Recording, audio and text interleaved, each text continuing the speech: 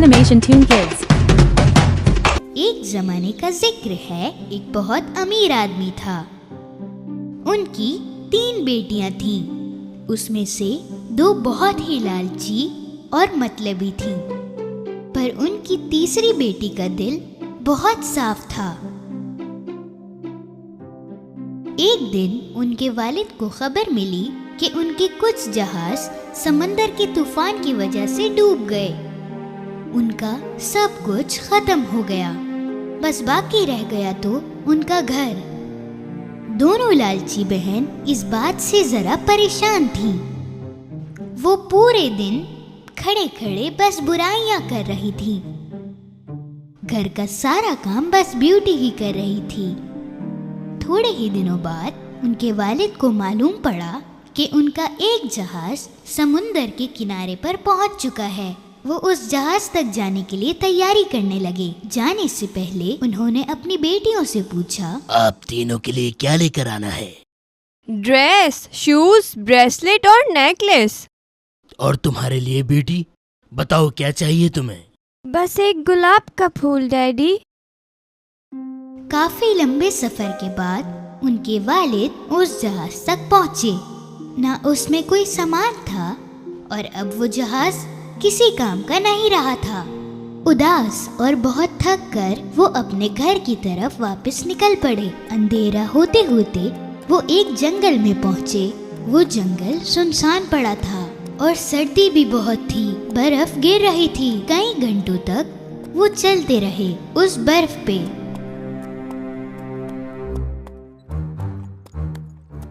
आखिर में एक जगह उन्हें एक महल दिखा जिसमें लाइट्स जल रही थीं।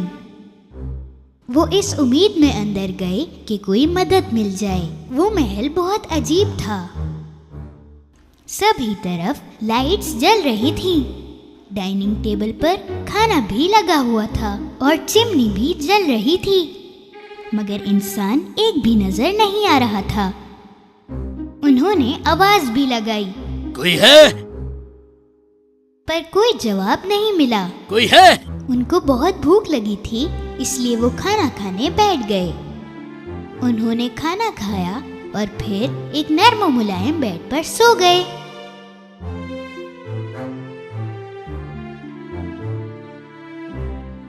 सुबह उठे तो उन्हें पहनने के लिए नर्म कपड़े मिले। नीचे गए तो शानदार नाश्ता तैयार था। ये जरूर किसी परी का महल होगा, वरना कोई किसी की ऐसे मदद करता है भला। वो मिली तो शुक्रिया अदा जरूर करूंगा। महल से निकलते हुए उन्हें बाग में गुलाब दिखे। उन्होंने सोचा, मैं अपनी 2 बेटियों के लिए तो कुछ नहीं ले जा रहा हूँ, कम से कम ब्यूटी के लिए तो कुछ ले जाऊं। जैसे ही उन्होंने एक गुलाब तोड़ा, जमीन हिलने लगी और हवा भी तेज हो गई। पेड़ों के बीच में से एक दरिंदा जैसा दिखने वाला बीस्ट आया। उसे देख के वो बहुत डर गए।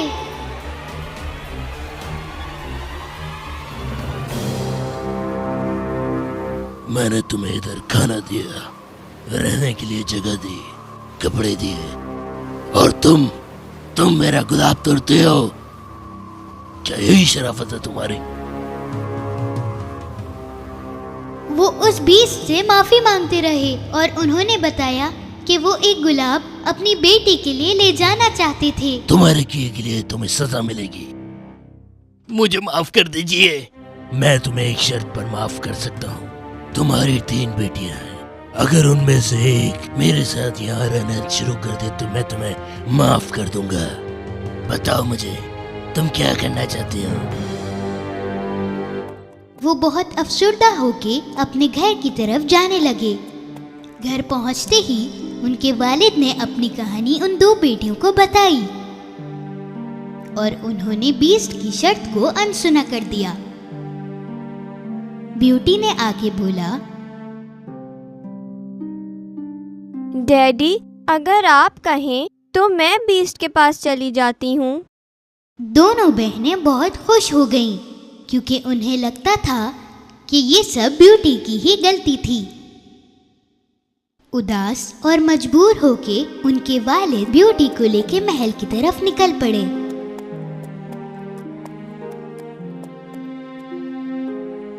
वहां पहुंचे और देखा कि सब कुछ पहले जैसा ही था। टेबल पे खाना था और कोई भी नजर नहीं आ रहा था। उन्होंने खाना खाना शुरू किया और इतनी ही देर में बीस्ट वहां आ पहुंचा।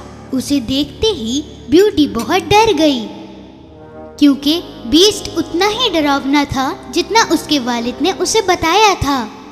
बीस्ट ने बड़े प्यार से उससे सवाल किया, क्या आप यहाँ अपनी मर्जी से आई हैं? हाँ। तो फिर कल सुबह आपके वालिद यहाँ से चले जाएंगे और फिर दोबारा नहीं आएंगे। ब्यूटी जब अगली सुबह उठी तो उसके वालिद जा चुके थे और मजेदार नाश्ता उसका इंतजार कर रहा था। वो कुछ देर बाग में टहल रही थी। गुलाब देखते ही वो उदास हो गई। फिर वो महल के अंदर गई। एक दरवाजा गुलाब से भरा हुआ था।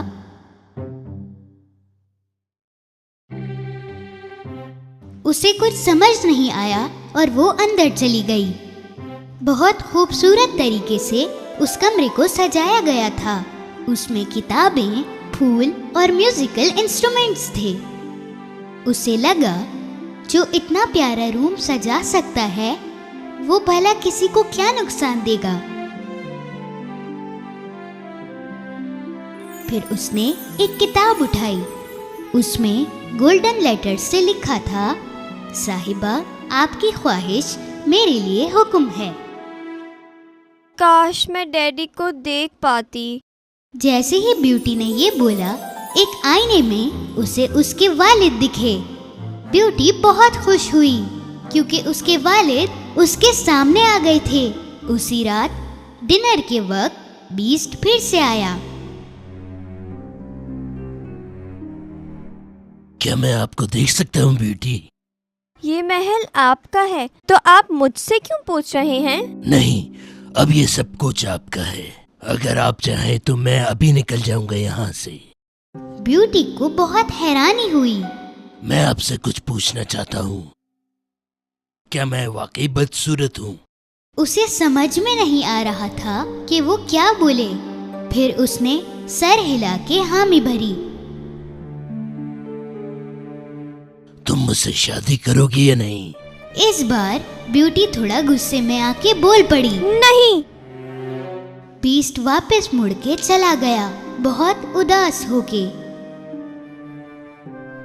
हर रोज डिनर के वक्त बीस्ट ब्यूटी से मिलता था और उसकी काफी देखभाल भी करता था। इसी तरह दिन गुजरते गए और ब्यूटी को बीस्ट से मिलने की आदत पड़ गई थी। काश ये जरा खूबसूरत होते। कुछ महीने और गुजरे।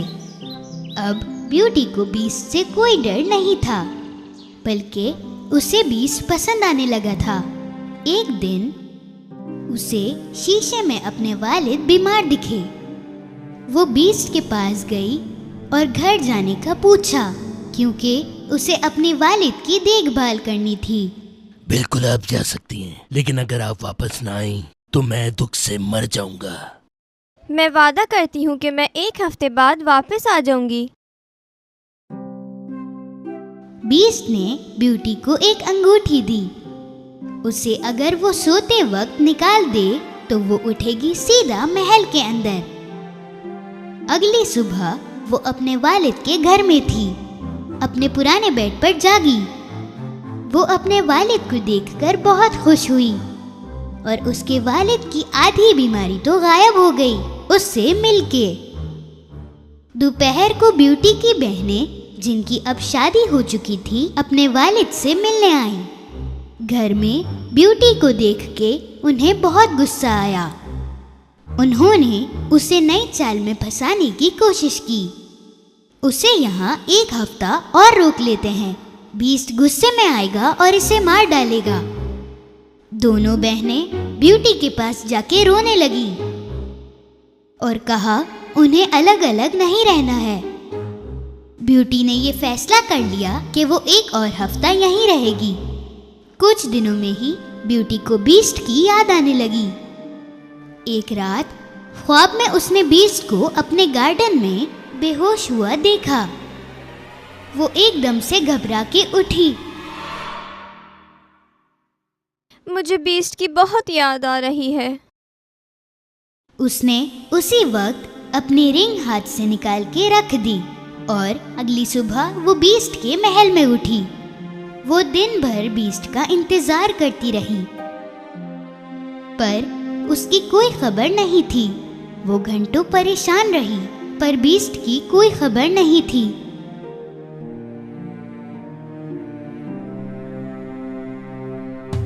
अचानक वो गार्डन में गई। बीस्ट वहीं पड़ा था, बिल्कुल वैसे जैसे उसने ख्वाब में देखा था। ब्यूटी भागते हुए उसके पास गई और उसे गले लगा लिया। बीस्ट का दिल धड़क रहा था। उसने बड़ी मुश्किल से अपनी आंखें खोली और कुछ ऐसा कहा। मुझे लगा कि आप नहीं आओगी, इसीलिए मरने का इंतजार कर रहा था। क्या तुम मुझसे शादी करना चाहोगे? उसी वक्त कुछ जादू जैसा होने लगा। महल की खूबसूरती दुगनी हो गई। ब्यूटी ने चमकती आंखों से चारों तरफ देखा और जैसे ही वो बीच की तरफ पलटी तो वहां एक खूबसूरत और जवान शहजादा था। उसे देखते ही ब्यूटी को रोना आ गया।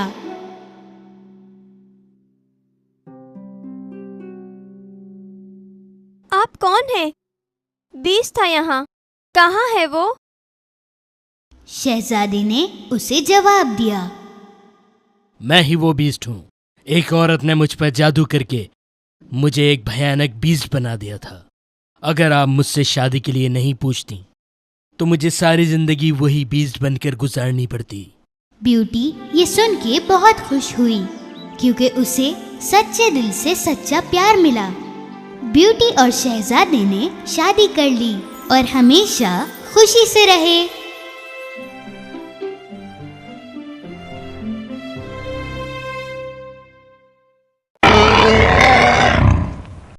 Don't forget to subscribe and like.